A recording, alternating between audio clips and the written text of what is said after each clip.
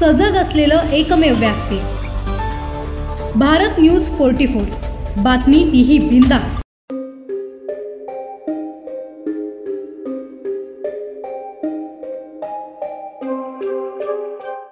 आरोपी आपण पकडलेले आहेत। मोठी कारवाई आपण रायगड पोलिसांनी केलेली आहे। काय प्रकरण आहे नेमकं? काल रात्री उशिरा अलिबाग पोलीस स्टेशनला अशी गोपनीय माहिती प्राप्त झाली होती की मायकर लाईन्स अलिबाग एरियामध्ये एका व्यक्तीने काही बनावट नोटे आपले घरी ठेवलेले आहे। त्या अनुषंगाने Alibag police station in charge Shri Kishor Sale ने आपली टीम सोबत जाऊन तिथे धडा टाकला आणि तिथे आरोपी आहे भूषण विजय पतंगे याचे कस्टडीवरून आपल्याला 4.5 लाखपेक्षा जास्तचे बनावटी नोट प्राप्त झालेले आहे। त्याच्यात जवळपास 743 500 रुपयाचे नोट, 17 200 रुपयाचे नोट आणि 412 100 रुपयाचे नोट असं प्राप्त झालेले आहे।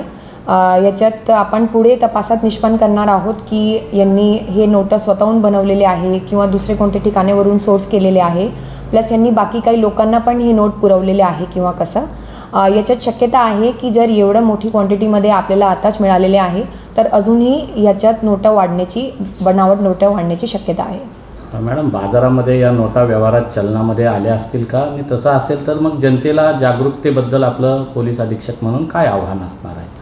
आपल्या माध्यमातून मला माझा जनतेला हे आव्हान असणार की हे जे नोट आहे हे खूप हाय क्वालिटीचे फेक नोट नाही आहे। कोणीही जरा थोडं पण लक्ष देऊन बघितलं तर हे फेक वाटतंय, दिसतंय।